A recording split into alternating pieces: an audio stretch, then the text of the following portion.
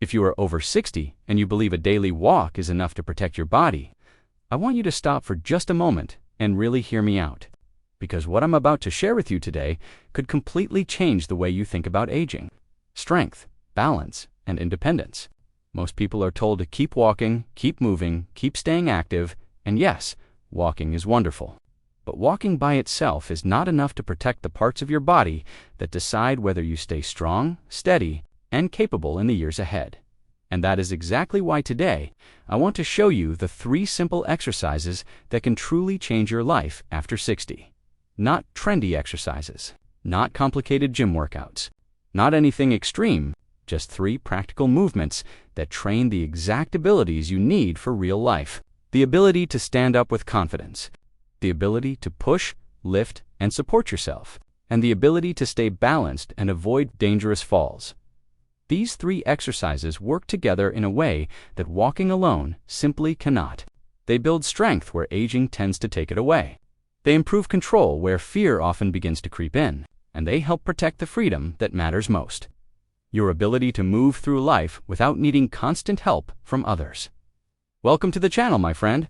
If you're new here, this is your place for simple, honest, science-backed health and fitness guidance for strong, energetic, and independent living after 50 and beyond. And if you are returning, thank you for being here with me again. I truly mean that. Please stay with me all the way to the end of this video, because I'm not only going to reveal the 3 exercises I believe are most important after 60.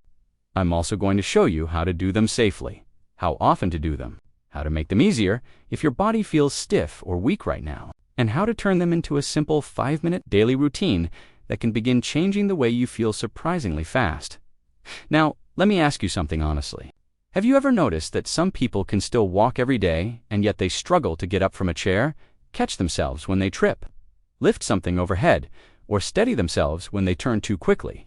That happens because movement and strength are not the same thing, and balance is not the same thing as simply being active. After 60, the body changes in very specific ways. Muscles naturally shrink if they are not challenged. Nerve signals become a little slower. Reaction time can decrease. Balance becomes less automatic. Joint stiffness can increase. And if we only do movements that are familiar and easy, the body receives a very quiet message. That message is, we do not need to stay strong. We do not need to stay powerful. We do not need to stay quick, and the body listens. That is why so many people are shocked when simple daily tasks begin to feel harder. Getting off the sofa, climbing stairs, carrying groceries, opening a heavy door, reaching into a cabinet, stepping over a curb, catching yourself when you lose balance for 1 split second.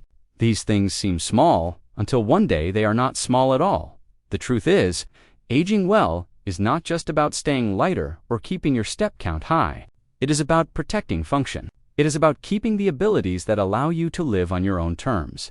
And if I had to choose just 3 exercises for someone over 60 who wants to stay strong, steady, and independent, these are the 3 I would protect first. The first exercise is the chair squat, also called the sit-to stand. The second exercise is the wall push-up, and the third exercise is the supported. 1 leg balance, hold. Now, I know that may sound almost too simple, and that is exactly why many people ignore them. But please do not underestimate simple. Some of the most powerful exercises in the world are not impressive to look at. They are impressive because they train the body for life. Let's begin with the first one, the chair squat. This may be the most important lower body exercise for older adults because it trains one of the most essential skills in everyday living, standing up under control. Every time you rise from a chair, a toilet seat, the side of the bed, or the car, you're asking your thighs, hips, glutes, and core to work together. And if those muscles are weak, everything becomes harder. Your posture weakens. Your walking gets slower. Your balance becomes less stable. Even your confidence starts to drop. Here is what makes this movement so special. It does not just strengthen your legs, it teaches your body how to handle your own body weight against gravity. That is real-world strength. It is functional strength. It is the kind of strength that decides whether you move through your home with ease, or whether every low chair starts to feel like a challenge. And there is something very important many people never hear. In older adults, The ability to repeatedly stand up from a chair is closely tied to leg strength, endurance, and fall risk. In other words, this simple movement tells you a lot about how your body is really aging. Not your age on paper, your body's actual functional capacity. Here is how to do it safely. Keep your feet flat on the floor, about hip width or shoulder width apart. Let your chest stay lifted. Look straight ahead, not down at the floor. Lean forward slightly from your hips, just enough to bring your nose over your toes. Then press through your heels and stand up slowly. At the top, stand tall without snapping your knees back. Then slowly lower yourself down with control until you touch the chair and sit again. That is 1 repetition. If you need help in the beginning, use the chair arms or place your hands lightly on your thighs. There is no shame in that. Meet your body where it is. Over time, the goal is to use less help, not more. If your knees are sensitive, do not drop down too fast. Slow is your friend here. A slow lowering phase builds strength while being much kinder to your joints than jerky movement. If your balance feels uncertain, place the chair near a counter or sturdy surface so you feel secure. Start with 5 repetitions if that is where you are. If 5 feels easy, try 8. If 8 feels manageable, work toward 10. The goal is not exhaustion. The goal is clean, controlled effort. Now let's move to the second exercise, the wall push-up. This one matters more than most people realize because after 6 loss of upper body strength can quietly begin to take away independence in ways that sneak up on you. Pushing open a heavy door, getting yourself up from bed, carrying laundry, holding on to a railing, lifting groceries, bracing yourself if you start to lose balance. All of these require pushing strength through the chest, shoulders, arms, and core. That is why wall push-ups are so valuable. They train the upper body in a safe, joint-friendly way without forcing you onto the floor. You do not need to be athletic. You do not need to do traditional push-ups. You simply need to teach your body how to push again. Stand about an arm's length away from a wall. Place your palms on the wall around chest or shoulder height, slightly wider than shoulder width apart. Step your feet back until your body is in a gentle angle. Tighten your stomach lightly. Keep your body in one long line from head to heels. Then slowly bend your elbows and bring your chest toward the wall. Pause for a moment just before your face reaches the wall. Then exhale and press yourself back to the starting position. That is 1 repetition. What I love about this movement is that it is incredibly adjustable. If you need it easier, move your feet closer to the wall. If you want it harder later on, step farther back or use a sturdy countertop. That means the exercise can grow with you. And let me tell you something encouraging. Many older adults focus only on walking because it feels familiar. But walking does very little for your pushing muscles. That means a person can log thousands of steps and still struggle with upper body tasks that make daily life feel frustrating or unsafe. Wall push-ups fill that gap beautifully. They also train the core more than people expect. When you keep your body aligned and avoid sagging through the middle, your abdomen and back muscles join the movement. So you are not only building arm strength, you are building control through the trunk. And that matters for posture, stability, and protecting the spine. Now we come to the third exercise, and this one may be the most overlooked of all, the supported one-leg balance hold. Please do not skip this one because this is where many falls begin.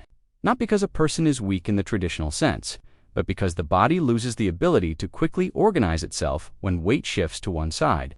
And that happens constantly in real life. Every step you take is a single leg balance moment. Every time you step over something, put on pants, climb stairs, turn around, or move quickly to answer the phone, you are relying on balance. When balance declines, something else often appears right behind it. Fear. Fear of falling. Fear of moving too fast. Fear of going out. Fear of walking on uneven ground. And once fear enters the picture, many people move less. Then they get weaker. Then they become even less steady. It turns into a cycle that slowly shrinks life. This simple balance exercise helps. Break that cycle. Stand beside a kitchen counter, sturdy chair, or wall. Place 1 or 2 fingers on the support if needed. Shift your weight onto one foot and gently lift the other foot just a few inches off the floor. Keep your chest tall. Keep your eyes forward. Try not to lean heavily into the support. Hold for 5 to 10 seconds if that is your starting point. Then switch sides. That is it. Over time, work toward 15 seconds, then 20, then 30. The goal is not to look perfect. The goal is to teach your foot, ankle, leg, hips, and nervous system how to cooperate again. Your body learns balance through practice, not by wishing for it. If lifting one foot feels too difficult at first, start with a gentler version. Stand with one foot slightly ahead of the other and hold that position. Or practice walking heel to toe along a counter. Progress is still progress. And here is why this exercise can be life-changing. Falls are one of the biggest threats to independence after 60. Not because every fall causes disaster, but because one bad fall can change confidence, mobility, and health very quickly. Balance training helps reduce that risk by teaching the body to stabilize itself before a stumble becomes a crisis. Now, take a step back and look at what these 3 exercises do together. The chair squat trains your lower body strength and your ability to rise. The wall push-up trains your upper body strength and your ability to push and support yourself. The one-leg balance hold trains stability and confidence, so your body can stay steady. When life moves unexpectedly, that is why these 3 exercises are so powerful. Together, they cover the exact areas that tend to decline with age and matter. Most in daily life, strength below, strength above, and balance in between. This is also why walking alone is not enough. Walking is excellent for circulation, mood, endurance, and heart health. Please do not stop walking. I would never tell you that. But walking mainly repeats the same pattern over and over. It does not challenge the muscles enough to preserve full body strength, and it does not specifically train the balance reactions that help prevent falls. In other words, walking is wonderful support, but it should not be the whole plan. Now let me show you how to turn these 3 exercises into a simple 5-minute routine. Do 5 to 10 repetitions, then move to wall push-ups. Do 8 to 12 repetitions, then do the one-leg balance hold. Hold 5 to 15 seconds on each side. That is 1 round. If your energy is low or you are just getting started, 1 round is enough. Truly, do not underestimate 1 round done consistently. If you feel capable, rest for a short moment and repeat it a second time. That entire routine can be finished in just a few minutes, and yet it gives your body something walking alone cannot give it. It gives your body a reason to stay capable. Try this routine at least 3 to 4 days a week. If it feels good, you can do some version of it every day. The body loves regular reminders. Small, consistent doses of strength and balance practice can create meaningful change over time. Now, I want to share one of the biggest mistakes people make with these exercises. Because this one detail can be the difference between progress and frustration. They rush the chair squat and drop into the chair. They rush the wall push-up and barely bend the elbows. They rush the balance exercise and turn it into a struggle instead of a controlled practice. Fast is not better here. Control is better. Intention is better. Quality is better. When you move slowly, your muscles are forced to do the work. Your joints are protected. Your brain pays attention. Your balance system learns. This is why slower repetitions often produce better results than doing more and more sloppy reps.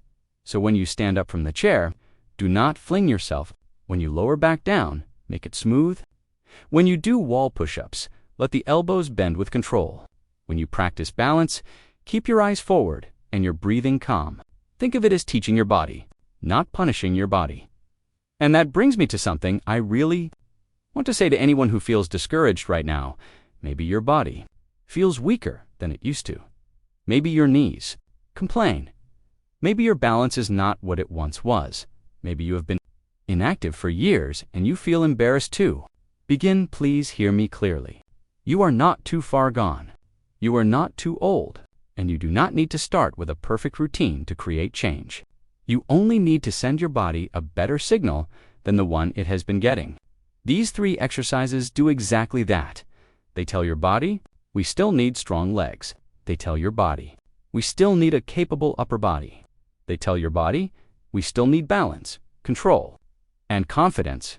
And your body responds to those signals. Maybe not overnight. Maybe not dramatically in 1 week, but it responds.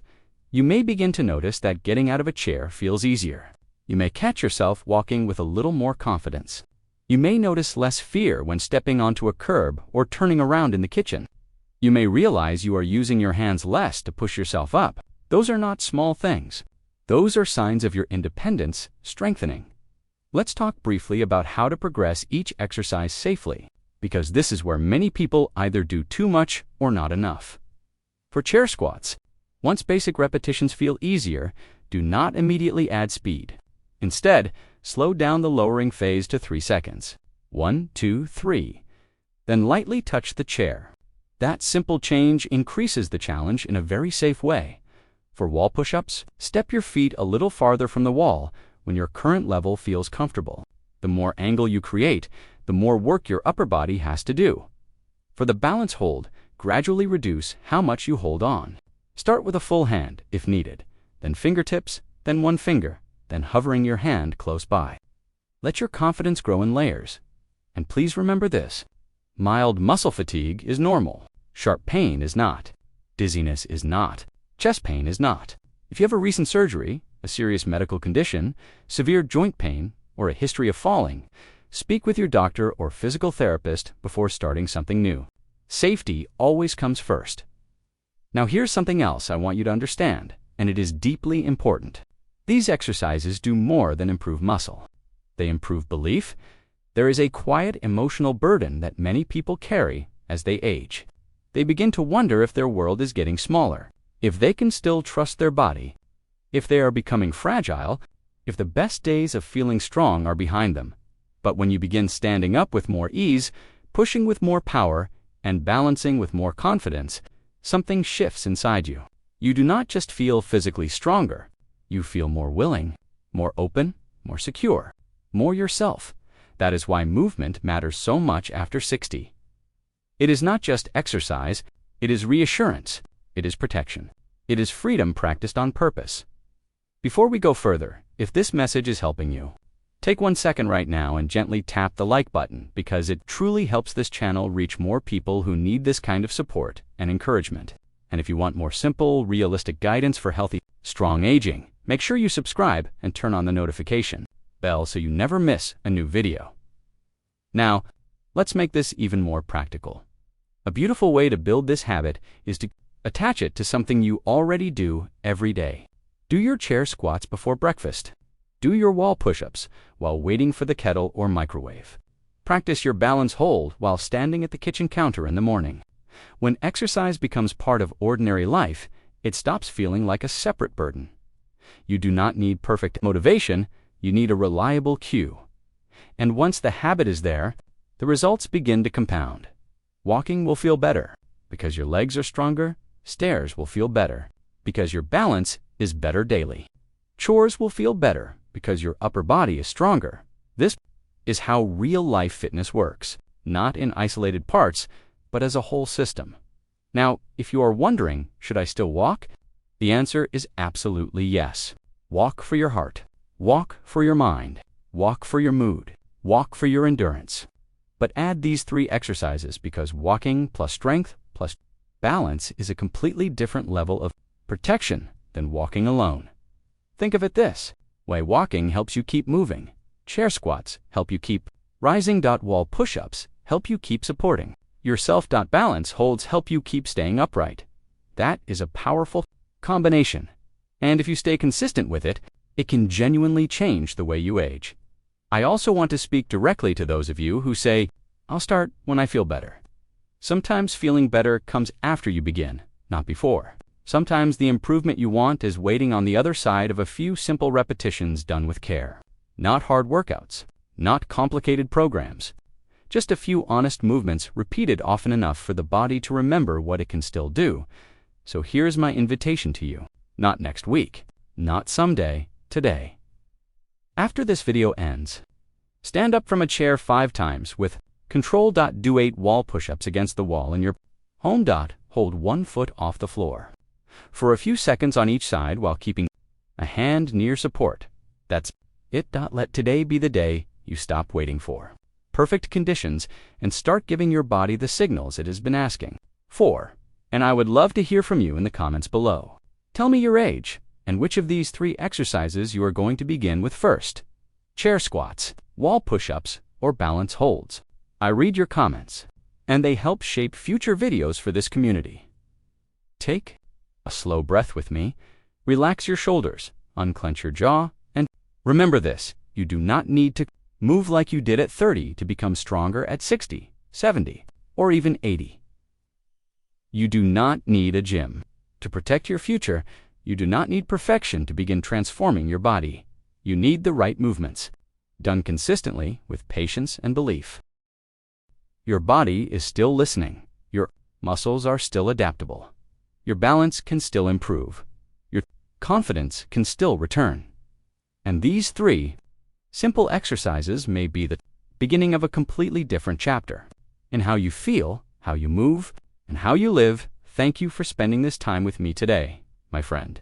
Stay strong, stay hopeful, and take good care of that beautiful body of yours. I'll see you in the next video.